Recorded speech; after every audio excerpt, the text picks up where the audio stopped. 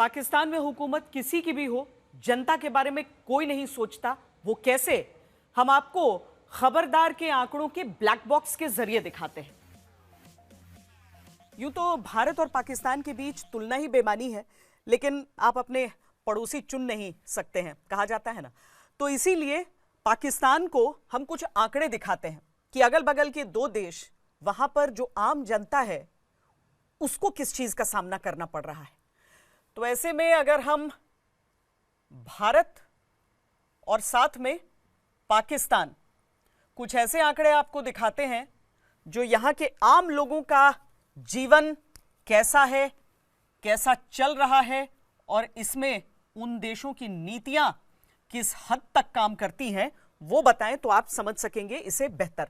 अब United Nations यानी संयुक्त राष्ट्र का एक एक्सट्रीम पॉवर्टी का आंकड़ा होता है। एक्सट्रीम पॉवर्टी यानी अत्याधिक गरीबी, और कितने रुपए या जो अंतर्राष्ट्रीय मानकों के हिसाब से कितने डॉलर प्रतिदिन एक व्यक्ति खर्च करने का सामर्थ्य रखता है, उसके आधार पर इसे तय किया जाता है।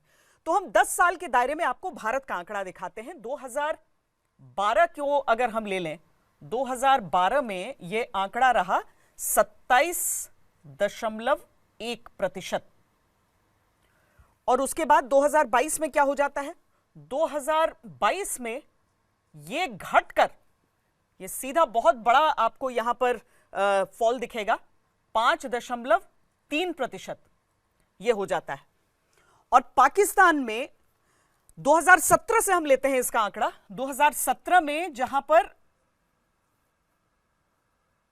4.9%, और उसके बाद 2021 का आंकड़ा ले लेते हैं। यहां 2021 में यह आंकड़ा हो जाता है 16.5%, 16.5%। अब भारत में क्या देखा गया, भारत में देखा गया कि लगभग 269 मिलियन लोगों को एक्सट्रीम पॉवर्टी से बाहर निकाला गया।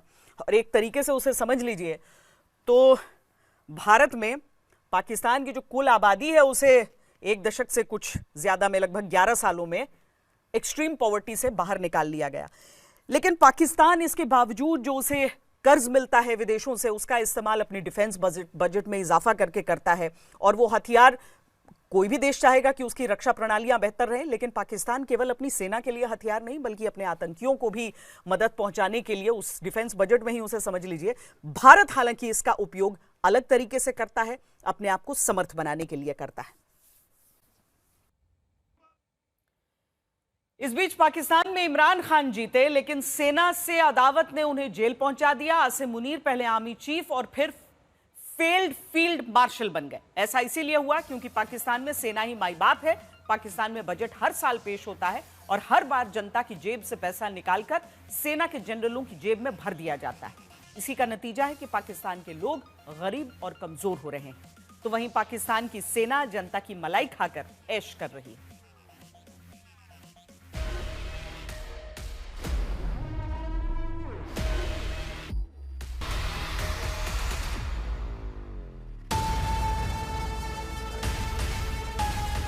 ऑपरेशन सिंदूर के बाद भले ही पाकिस्तान की प्रतिष्ठा खत्म हो गई हो, लेकिन इसने पाकिस्तानी सेना और आसिम मुनीर का काम आसान कर दिया।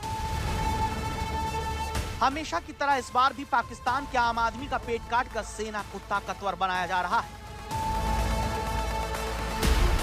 यानी जो पाकिस्तान IMF के लोन पर अपना पेट भर रहा है, वो जनता के मुंह से निवाला छीनकर सेना के लिए हथियार खरीदेगा। इस बार भी पाकिस्तान का मकसद रहने वाला है कर्ज लो और हथियार खरीदो। पाकिस्तानी सेना पर पैसे की बारिश तब हो रही जब वो 4 दिन में ही हार गई। उसके निहत्थे होने की तस्वीरें और सबूत सारी दुनिया देख चुकी है। लेकिन भारत का डर दिखाकर पाकिस्तान की सेना की मौज रुकने का नाम नहीं ले रही, जबकि दोस्तों तक ने कर्ज देने से मना कर दिया है। इतनी खराब हालत होने के बावजूद पाकिस्तान को समझ नहीं आ रहा और वो लगातार भारत से दुश्मनी में बर्बाद होता जा रहा है। जबकि पाकिस्तान के लोग देख चुके हैं कि अपनी सेना पर पानी की तरह पैसा बहाने के बावजूद वो भारत से 4 दिन भी मुकाबला नहीं कर सकता।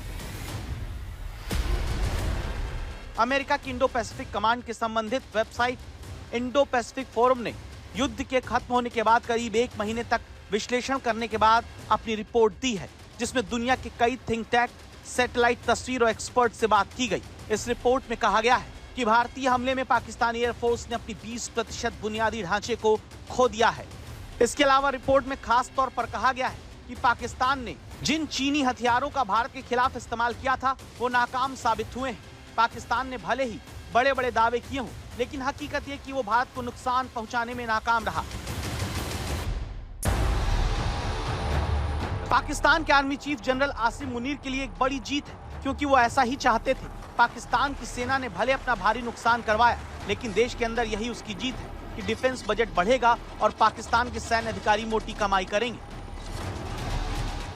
तो आसिम मुनीर की तरफ से भारत के साथ युद्ध जैसी स्थिति का हवाला देकर अपनी बात मनवा ली गई है। ऐसा पहले भी होता रहा है। साल 2024-25 में पाकिस्तान का रक्षा बजट 2122 अरब रुपए था, जो पिछले साल के मुकाबले करीब 15% ज्यादा था। इस साल के पाकिस्तान के बजट में 20% इजाफे का मतलब है कि पिछले 2 साल में पाकिस्तान के रक्षा खर्च में करीब 35% की वृद्धि हुई है। मतलब आमदनी, अठन्नी और खर्चा रुपया वाले पाकिस्तान में हमेशा की तरह कुछ नहीं बदलेगा। भारत का सालाना रक्षा बजट करीब 86 अरब डॉलर के साथ दुनिया का 5वां सबसे बड़ा सैन्य खर्च है, जो पाकिस्तान के खर्च का करीब 9 गुना है। ऐसे में भारत से मुकाबला करने की रेस में वो और ही बर्बाद होता चला जाएगा। पाकिस्तान का तर्क ये रहा कि भारत से उसकी सुरक्षा को खतरा है, लेकिन सवाल ये कि अगर वो सैन्य क्षमता बढ़ाने में खर्च करेगा तो देश की जनता को क्या खिलाएगा। पाकिस्तान अगर रक्षा खर्च में इजाफा भी करता है तो फिर भी उसका रक्षा खर्च भारत के मुकाबले कुछ भी नहीं होगा।